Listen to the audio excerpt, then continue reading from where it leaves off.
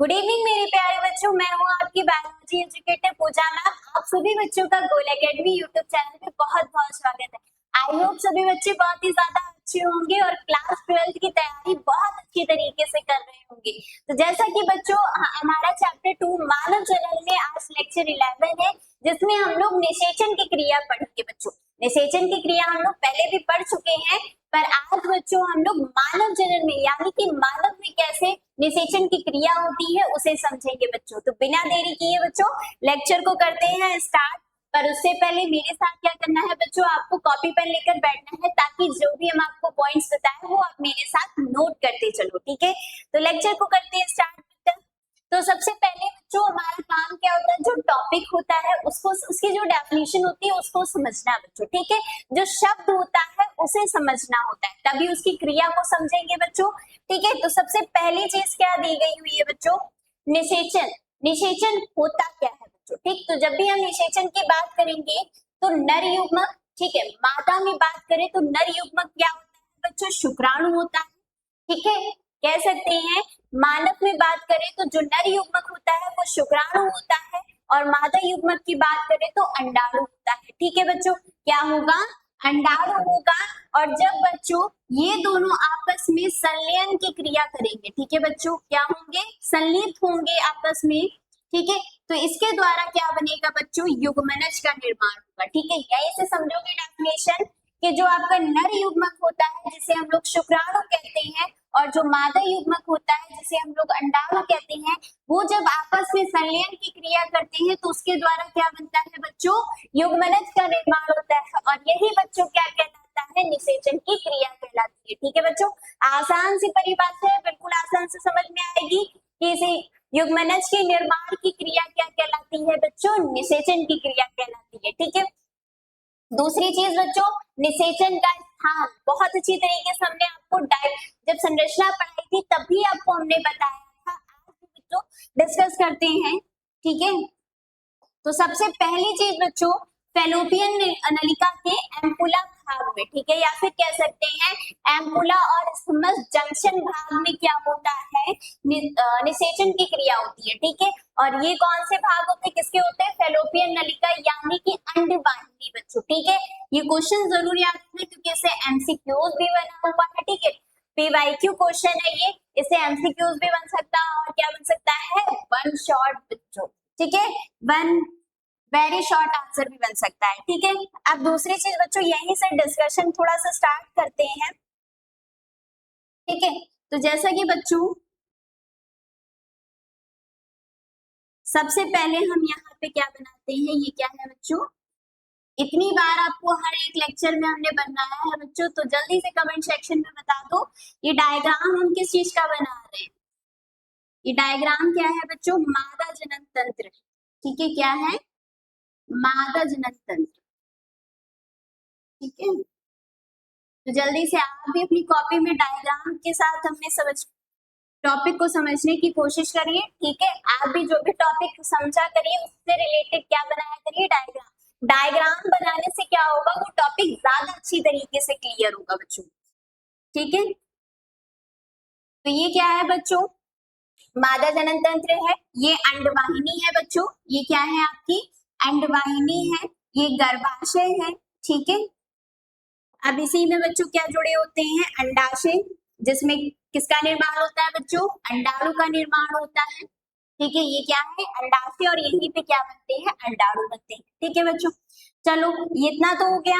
अब हम आपको एक चीज बताते हैं। तो पहली चीज बच्चों कि जो शुक्राणु होते हैं वो लगभग, इनका जो जीवन काल होता है वो लगभग कितना होता है, 48 से 72 घंटे, ठीक है बच्चों।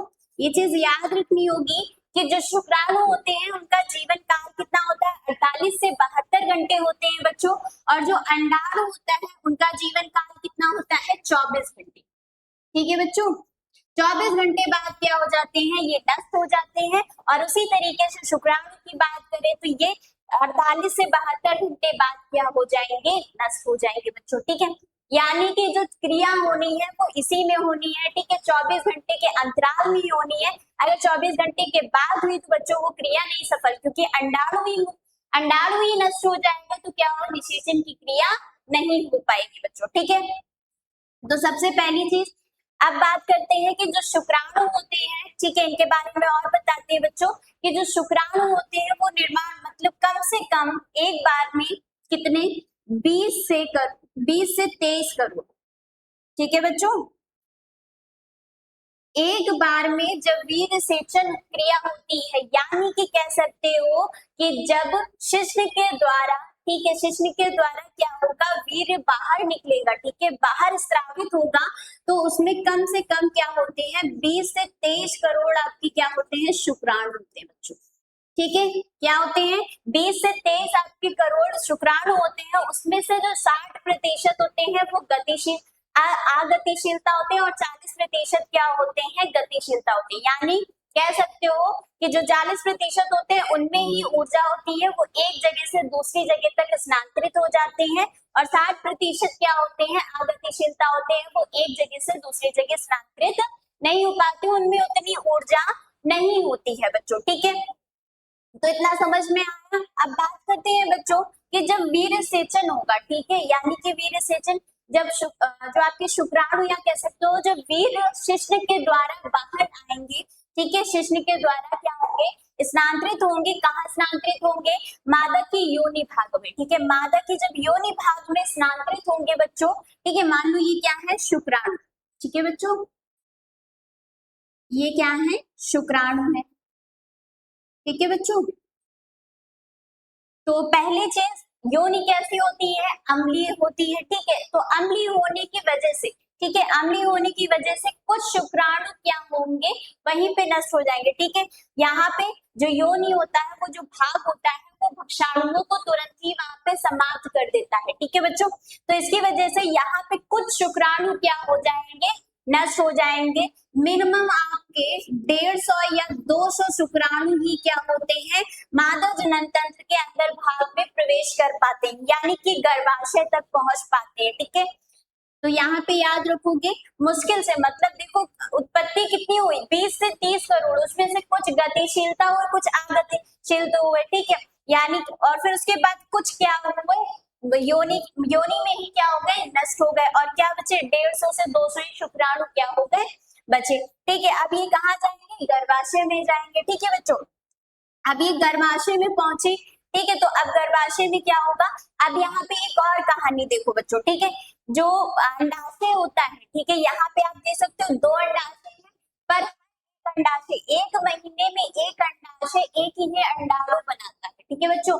शुक्राणु कितने थे 20 से 30 करोड़ संख्या में, और अंडाणु क्या है बच्चों एक है, ठीक है। तो यहाँ पे ये चीज इसके बारे में याद रखिएगा कि जो अंडाशय होते हैं होते 2 है, पर हर एक महीने में एक अंडाशय क्या करता है एक ही अंडाणु को मुक्त करता है, यानी कि पहले महीने में अगर इसने अंडाणु मुक्त किया तो दूसरे महीने में लेफ्ट वाला करेगा, ठीक है। तो मान लो यहाँ से अंडाशय ने क्या किया अंडाणु को क्या कर दिया मुक्त कर दिया, ठीक है। अब इसका जो जीवन काल है वो कितना है बच्चों 24 घंटे है, ठीक है। ये 24 घंटे ही क्या करता है इंतजार करता है किसका शुक्राणु का इंतजार करता है, ठीक है। अब ये शुक्राणु कहाँ है गर्भाशय में, और जैसे ही शुक्राणु गर्भाशय में पहुंचता है तो ये पूरी तरीके से परिपक्व हो जाता है, यानी कि जो इसका बाहरी आवरण होता है बच्चों, ठीक है, इसका जो बाहरी आवरण होगा वो क्या हो जाएगा हट जाएगा, और ये निषेचन क्रिया के लिए क्या हो जाता है सक्षम हो जाते हैं, ठीक है। जितने भी शुक्राणु होंगे वो क्या होंगे बच्चों इनका जो बाहरी आवरण होता है वो हट जाता है, और जब बाहरी आवरण क्या होगा, ठीक है, हम कह सकते हैं ये, ठीक है। यहाँ पे हम आपको बता देते हैं कि जो बाहरी इनका आवरण जो होता है शुक्राणु को वो हट जाता है कहाँ पे गर्भाशय में ही, ठीक है, ताकि ये क्या हो जाए निषेचन क्रिया के लिए सक्षम हो जाए, ठीक है बच्चों। अब ये अंडाणु है ये इंतजार करता है कि शुक्राणु आए और क्या हो जाए निषेचन की क्रिया हो जाए, ठीक है, संलयन करके क्या बनाए युग्मनज बनाए, ठीक है। और जैसे कि हमने पिछली क्लास में बताया था कि जब निषेचन की क्रिया नहीं होती है बच्चों तो क्या होता है कि ये जो अंतःगर्भाशय होती है, ठीक है, यानी कि जो अंडाणु होता है वो नष्ट हो जाता है और अंतःगर्भाशय की परत क्या हो जाती है टूट जाती है, ठीक है, और टूट के क्या होती है बाहर निकल आती है। अब बात करते हैं बच्चों, अब निषेचन की क्रिया होगी, पर यहाँ पे क्या निषेचन की क्रिया होनी ही होनी है, ठीक है। तो इसके लिए बच्चों यहाँ पे ये शुक्राणु क्या करते हैं कुछ शुक्राणु क्या होंगे इधर जाएंगे, कुछ शुक्राणु क्या होंगे, इधर जाएंगे। कुछ शुक्राणुओं को क्या पता कि कौन से अंडाशय ने अंडाणु मुक्त किए हैं, ठीक है। तो क्या होंगे, आधे शुक्राणु क्या होंगे, इधर जाएंगे, राइट साइड पे जाएंगे। आधे शुक्राणु कहाँ जाएंगे बच्चों, लेफ्ट साइड में जाएंगे, ठीक। तो इस तरीके से कुछ शुक्राणु, आप देखो 150-200 में से क्या हो गए, कुछ शुक्राणु इसी तरीके से आधे आधे भाग में बढ़ चुके हैं बच्चों, ठीक है। अब बच्चों जब ये शुक्राणु बहुत सारे कहाँ पहुंचे, अंडाणु के पास पहुंचे, ठीक है। तो ये था इसका पहला चरण, यानी कि जब शुक्राणु अंडाणु की ओर गति करते हैं तो पहली जो क्रिया हुई ये क्रिया होती है। अब हम एक एक करके आगे और अच्छी तरीके से समझते हैं बच्चों, ठीक है। तो सबसे पहले अब क्या हुआ बच्चों, बाहरी आवरण हट चुका है, ठीक है। पूरी तरीके से शुक्राणु क्या हो चुके हैं, निषेचन क्रिया के लिए तैयार हो चुके हैं, ठीक है बच्चों। आप समझते हैं। तो सबसे पहली चीज ये क्या है, अंडाणु है, ठीक है। यहीं पे इनका केंद्रक होता है, ठीक है। और इसमें कई सारी क्या होती हैं, झिल्लियां होती हैं, ठीक है, यानी कि परतें होती हैं बच्चों। ये क्या है, हमने डायग्राम भी आपको समझाया था बच्चों, ठीक है। इसको हम ऐसे ही बना दे रहे हैं। बाकी आप अंडाणु की संरचना लेक्चर बनाया हुआ है, ठीक है। तो आप वहां से जाके क्या कर सकते हो, अच्छे तरीके से अंडाणु की संरचना को समझ सकते हो बच्चों, ठीक है। हम यहाँ पे ऐसे ही आपको समझाने के लिए बता दे रहे, ठीक है। इस तरीके से बना सकते हो। तो सबसे पहली चीज बच्चों ये क्या है, इसे हम लोग कोरोना रेडिएटा कहते हैं, ठीक है बच्चों। ये क्या है, कोरोना रेडिएटा होती है बच्चों। अब बात करें इसी के अंदर वाली जो परत होती है बच्चों, उसे हम लोग क्या कहते हैं, जोना पेलिसुटा कहते हैं, ठीक है। इसे हम लोग क्या कहेंगे, जोना पेलिसुटा, ठीक है। इसी में एक और अंदर परत पाई जाती है जिसे हम लोग क्या कहते हैं बच्चों, पेटेलाइन झिल्ली कहते हैं, पेटेलाइन झिल्ली बच्चों, ठीक है। इसे क्या कहेंगे, पेटेलाइन झिल्ली बच्चों, ठीक है। अब यहीं पे क्या होते हैं, ग्रैनुअल्स होते हैं पेटेलाइन झिल्ली के पास, कॉर्टिकल ग्रैनुअल्स इन्हें हम लोग कहते हैं। और इसके अंदर क्या भरा होता है, प्लाज्मा भरा होता है बच्चों, ठीक है। इसके अंदर क्या भरा होता है, प्लाज्मा, ठीक है। और ये क्या बच्चों है, केंद्रक, ठीक है। और ये जो हमने बाहरी संरचना बनाई है ये क्या है, कॉर्टिकल ग्रैनुअल्स बच्चों, कॉर्टिकल ग्रैन्युल्स, ग्रैनुलस, ठीक है बच्चों। तो ये क्या है, अंडाणु की संरचना है बच्चों। अब क्या होगा कि जो शुक्राणु, ठीक है, शुक्राणु क्या होगा, गति करके अंडाणु के पास पहुंचेगा बच्चों। तो याद रखना जो अंडाणु होता है उससे एक पदार्थ स्रावित होता है, ठीक है बच्चों, ठीक है। अंडाणु क्या करेगा, एक पदार्थ को स्रावित करेगा, उस पदार्थ का नाम क्या होता है बच्चों, तो याद रखना फर्टिलाइजिंग पदार्थ, ठीक है बच्चों। क्या होंगे, अंडाणु जो पदार्थ स्रावित करता है उसे हम लोग, ठीक है, इधर साइड में हम आपको लिख देते हैं बच्चों कि जो अंडाणु होता है वो एक तरीके से कौन सा पदार्थ स्रावित करता है, फर्टिलाइजिंग, फर्टिलाइजिंग, ठीक है, फर्टिलाइजिंग पदार्थ स्रावित करता है। उसी तरीके से बच्चों जो शुक्राणु होता है वो एंटी फर्टिलाइजिंग पदार्थ को स्रावित करते हैं। तो जो भी शुक्राणु होंगे वो क्या होंगे, अंडाणु से आके चिपक जाएंगे, ठीक है बच्चों। क्या होंगे, जो शुक्राणु होंगे, ठीक है। अब यहाँ पे देखो, ठीक, सबसे पहले शुक्राणु क्या हुए, गति करते हुए अंडाणु के पास आएंगे। पर दूसरी चीज याद रखना, दूसरे चरण में क्या होता है कि अंडाणु फर्टिलाइजिंग पदार्थ को स्रावित करेगा और शुक्राणु भी क्या करता है, एंटी फर्टिलाइजिंग नामक पदार्थ को स्रावित करता है, जिससे कि जो आपके शुक्राणु होते हैं, ठीक है बच्चों, जो शुक्राणु होते हैं वो क्या करेंगे, कहाँ पे आकर चिपक जाएंगे, अंडाणु के पास आकर क्या हो जाते हैं, चिपक जाते हैं, ठीक है। अब क्या होगा, अब थर्ड जो स्टेप आता है वो थर्ड स्टेप क्या है बच्चों, एक्रोसोम का मोचन, ठीक है। यानी कि एक्रोसोम का मोचन क्या होगा बच्चों, एक्रोसोम यानी कि यहाँ पे जो शुक्राणु होता है, शुक्राणु के जो शीर्ष भाग में, ठीक है, कह सकते हो कि जो एक्रोसोम होता है, ठीक है, यहाँ पे ये जो शीर्ष भाग होता है बच्चों, शीर्ष भाग में क्या होता है, किससे बनी होती है, एक्रोसोम से बनी होती है, ठीक है।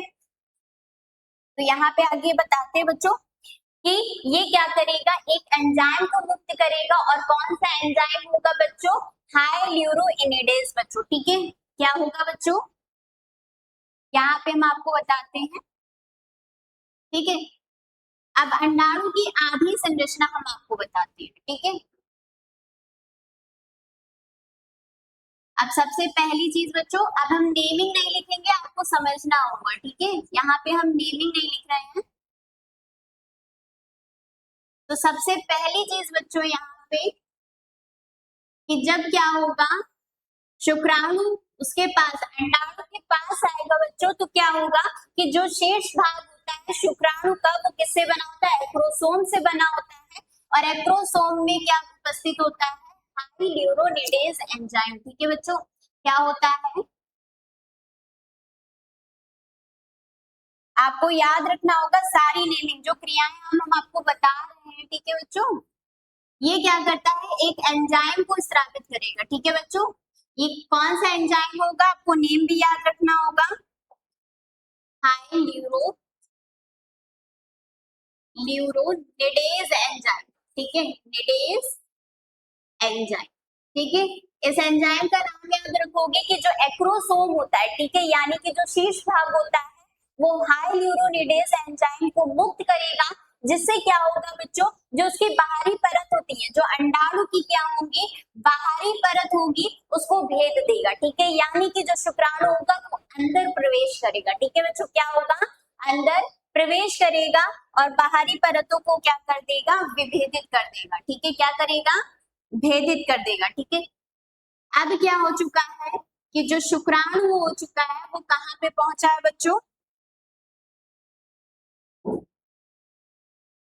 जो शुक्राणु है बच्चों वो कहाँ पहुंच चुका है, अंडाणु के अंदर प्रवेश कर चुका है, ठीक है बच्चों। कहाँ प्रवेश कर चुका है, अंडाणु के अंदर प्रवेश कर चुका है। किसके द्वारा प्रवेश किया है, जब उसने किसको भेजा है, जब अंडाणु की बाहरी परत थी, ठीक है बच्चों, ठीक है, जो अंडाणु की बाहरी परत थी। और बच्चों हमेशा याद रखना कि जो शुक्राणु होता है उसका जो अग्रभाग होता है, ठीक है, कह सकते हो जो उसकी पूंछ होती है, ठीक है, ये जो पूंछ होती है ये बाहरी रह जाती है, पूंछ यानी कि जिसकी सहायता से शुक्राणु होता है वो गति करता है, ठीक है बच्चों। जो शुक्राणु होता है वो किसकी वजह से गति करता है, पूंछ की सहायता, ठीक है। तो वो जो भाग होता है वो बाहरी रह जाता है, और अंडाणु का जो आगे का भाग होता है वो धीरे धीरे अंडाणु में प्रवेश, ठीक है। तो शुक्राणु का जो भाग होता है वो धीरे धीरे क्या होता है, प्रवेश करने लगता है, ठीक है, सारी परतों को भेदते हुए, ठीक। तो जब पूरी तरीके से क्या होगा, शुक्राणु अंदर प्रवेश कर जाएगा बच्चों, ठीक है। यहाँ पे देखो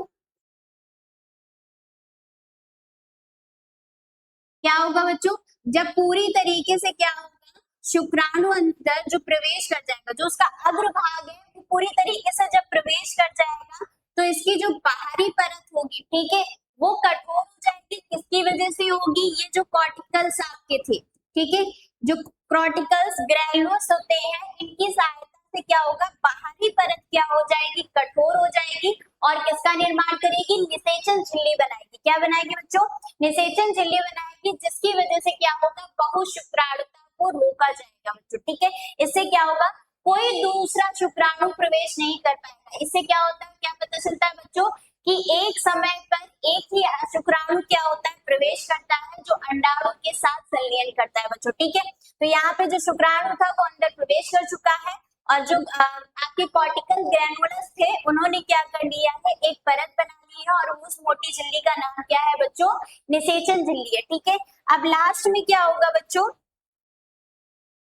लास्ट में क्या होगा, ये जो शुक्राणु है बच्चों, ये एक तरीके से ये क्या करेगा, तो केंद्रक को स्रावित करेगा, ठीक है। केंद्रक क्या हो जाएगा, बाहर निकल आएगा, ठीक है। ये क्या है बच्चों, केंद्रक है, ठीक है।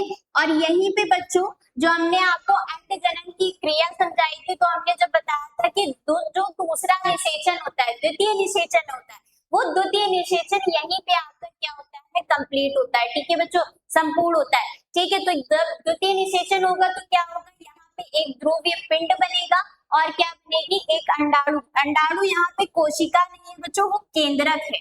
ठीक है, यानी कि मादा केंद्रक बनाएगा। क्या बनाएगा बच्चों, मादा केंद्रक का निर्माण होगा। ठीक है, अब यहाँ पे देखो ये क्या है, नर केंद्रक। ठीक है, और ये क्या है बच्चों, मादा केंद्रक है। ठीक है, मादा केंद्रक तब होता है जब द्वितीय निषेचन होता है, कह सकते हो कि द्वितीय विभाजन होता है। ठीक है, जब अर्धसूत्रीय विभाजन, द्वितीय विभाजन होगा तो उससे क्या बनेंगे, मादा केंद्रक बनेंगे और यहाँ पे एक ध्रुवीय पिंड भी बनता है। ठीक है बच्चों, ये क्रिया याद हो गई। अब आगे अगले स्टेप पे बढ़ते हैं। ठीक है, अब आगे बढ़ते हैं बच्चों। तो यहाँ पे हमारे नर केंद्रक और मादा केंद्रक क्या हो चुके हैं, बन चुके हैं। अब बच्चों आपको याद रखना होगा, यहीं से नर केंद्रक क्या होंगे, नर केंद्रक जो होंगे वो क्या बनाएंगे, याद रखिएगा, नर केंद्रक क्या बनाएंगे, नर प्राक केंद्रक बनाते हैं। क्या बनाते हैं, नर प्राक केंद्रक बनाते हैं। ठीक है, नर केंद्रक क्या होंगे, नर प्राक केंद्रक बनाते हैं। और जो मादा केंद्रक होते हैं बच्चों, ठीक है, जो मादा केंद्रक होता है वो मादा प्राक केंद्रक बनाता है। ठीक है, जब ये दोनों आपस में इनका निर्माण हो जाता है बच्चों, ठीक है, जब नर प्राक केंद्रक और मादा प्राक केंद्रक बन जाते हैं बच्चों, तो ये आपस में क्या करती हैं, संलयन की क्रिया करते हैं। ठीक है, ये क्या करेंगे, संलयन की क्रिया करेंगे बच्चों, संलयन की क्रिया करते हैं बच्चों। और जब संलयन की क्रिया करेंगे तो इससे क्या बनेगा बच्चों, युग्मनज का निर्माण होगा। क्या होगा, युग्मनज का निर्माण होगा बच्चों। ठीक है, क्या होगा, युग्मनज का निर्माण होगा और इसी विधि को हम लोग क्या कहते हैं, उपयुग्मन कहते हैं बच्चों। ठीक है, उपयुग्मन कहते हैं। क्या कहेंगे बच्चों, उपयुग्मन। ठीक है, नेम याद रखिएगा कि जब नर प्राक केंद्रक और मादा प्राक केंद्रक आपस में संलयन की क्रिया करते हैं और उसके द्वारा युग्मनज का निर्माण होता है तो उसे उपयुग्मन कहते हैं बच्चों। अब ये जब युग्मनज जो होगा वो कैसी संख्या में होगा, द्विगुणित संख्या में वापस से हो जाएगा। ठीक है, क्योंकि जो नर केंद्रक होता है वो अगुणित संख्या में होता है, मादा केंद्रक क्या होता है, वो भी अगुणित। और जब अगुणित संख्या आपस में मिलती है तो वो क्या बनाती है बच्चों, द्विगुणित संरचना बनाती है। ठीक है, तो यही क्या थी, आपकी निषेचन की क्रिया थी। एक बार फिर से रिवीजन करा लेते हैं बच्चों। ठीक है, तो सबसे पहले देखते हैं बच्चों, तो सबसे पहली चीज आपको क्या याद रखनी होगी कि निषेचन की क्रिया कहाँ होती है, तो आपको याद रखना होगा अंडवाहिनी के एम्पुला भाग में होती है बच्चों। ठीक है, एम्पुला भाग में होगी। ठीक, दूसरी चीज, जब शुक्राणु क्या होंगे, गति करके प्रवेश करेंगे बच्चों, तो योनि में कुछ शुक्राणु क्या हो जाएंगे, वहां नष्ट हो जाएंगे। और दूसरी चीज, जब गर्भाशय भाग में आते हैं तो शुक्राणु का क्या होता है, बाहरी आवरण हट जाता है, जिसे एक तरीके से आप कौन सी विधि कर सकते हो, कैपेसिटेशन भी कह सकते हो। ठीक है, जब गर्भाशय का बाहरी कह सकते हो, जब शुक्राणु का बाहरी आवरण हटेगा तो उसे क्या बोल सकते हो, कैपेसिटेशन भी कह सकते हो। ठीक, जब बाहरी आवरण हट जाएगा तो वो क्या हो जाएगा, निषेचन क्रिया के लिए सक्षम हो जाएगा और कुछ शुक्राणु इधर की ओर जाएंगे, कुछ शुक्राणु इधर की ओर जाएंगे। ठीक है बच्चों, आगे क्या समझोगे कि आपको याद रखना होगा कि जो अंडाणु होता है वो फर्टिलाइजिंग पदार्थ को स्रावित करता है और जो शुक्राणु होता है वो एंटी फर्टिलाइजिंग पदार्थ को स्रावित करता है। एक एक चीज मेरे साथ नोट करते जाओ, जो भी पॉइंट्स हम आपको बता रहे, इससे क्या होगा, जो शुक्राणु होंगे वो अंडाणु से क्या हो जाएंगे, चिपक जाएंगे। अब बच्चों तीसरा जो स्टेप आता है वो क्या होता है, एक्रोसोम एंजाइम का स्रावित होना या फिर कह सकते हो मोचन होना। तो इसके अंदर बच्चों जब एक्रोसोम जो संरचना होती है वो क्या करती है, हाई ल्यूरोनिडेज एंजाइम को मुक्त करती है, जिसकी वजह से जो बाहरी जो परतें होती हैं उनको भेद पाता है बच्चों। ठीक है, बाहरी परत कैसी होती है, बहुत ही ज्यादा कठोर होती है। ठीक है, तो ये जो हाई ल्यूरोनिडेज एंजाइम होता है वो बाहरी परत को गलाने का कार्य कर देती है। ठीक, तो जब ये शुक्राणु क्या होगा, प्रवेश कर जाएगा, ठीक है बच्चों। जो शुक्राणु होगा गर्तों को जब भेदेगा, जो कॉर्टिकल्स आपके ग्रेनुलर्स होते हैं वो बाहरी परत को क्या कर देंगे, कठोर बना देंगे, जिसे हम लोग निषेचन झिल्ली कहेंगे, ठीक है। अब शुक्राणु पूरी तरीके से अंदर प्रवेश कर चुका है, ठीक है। यहीं से क्या होगा, जो द्वितीय विभाजन होता है अंड जनन का वो संपूर्ण होगा और उससे क्या होगा, मादा केंद्रक बनेगा, ठीक है। और शुक्राणु भी क्या करेगा, नर केंद्रक को बाहर स्रावित करेगा, ठीक है बच्चों। अब आपके नर केंद्रक और मादा केंद्रक बन चुके हैं, तो नर केंद्रक नर प्राक केंद्रक बनाएगा और मादा प्राक केंद्रक किसको बनाएगा, मादा प्राक केंद्रक को, ठीक है। ये दोनों आपस में जब संलयन करेंगे तो क्या बनाएंगे, युग्मनज बनाएंगे। और युग्मनज आपकी कैसी संरचना होगी बच्चों, द्विगुणी संरचना होगी, और इस विधि को हम लोग क्या कहेंगे, उत्युगन। और यही बच्चों स्टेप थी निषेचन की क्रिया, ठीक है। तो आप चाहें तो बच्चों इसका आप स्क्रीनशॉट ले सकते हो, ठीक है। बाकी आपको पीडीएफ भी प्रोवाइड करा दी जाएगी, ठीक है। आप एक एक करके स्क्रीनशॉट ले सकते हो, ठीक है। यहाँ देखो क्या हो रहा है, जो आपके एंजाइम्स, ठीक है, जो एक्रोसोम है वो क्या कर रहे हैं, हाइड्रोएनेडेज एंजाइम को मुक्त कर रहे हैं, जिससे क्या हो रहा है, ये अंदर प्रवेश कर सके, ठीक है। यहाँ पे शुक्राणु अंदर क्या हो चुका है, प्रवेश कर चुका है, और ये क्या है बच्चों, नर केंद्रक, ठीक है। सारी चीजें वही है जो अभी हमने आपको बताई है बच्चों, ठीक। यहाँ देख सकते हो ये नर प्राक केंद्रक है, ये मादा, आपस में जब संलयन कर रहे हैं तो क्या बना रहे हैं, युग्मनज बना रहे हैं, ठीक है। और युग्मनज के बाद क्या होता है बच्चों, भ्रूण का धीरे धीरे विकास। जो युग्मनज होता है वो किसमें परिवर्तित हो जाता है बच्चों, भ्रूण में परिवर्तित हो जाता है, ठीक है। तो बच्चों आपको अगर इस पूरी क्लास की पीडीएफ चाहिए तो आप इस नंबर पे कांटेक्ट कर सकते हो, ठीक है।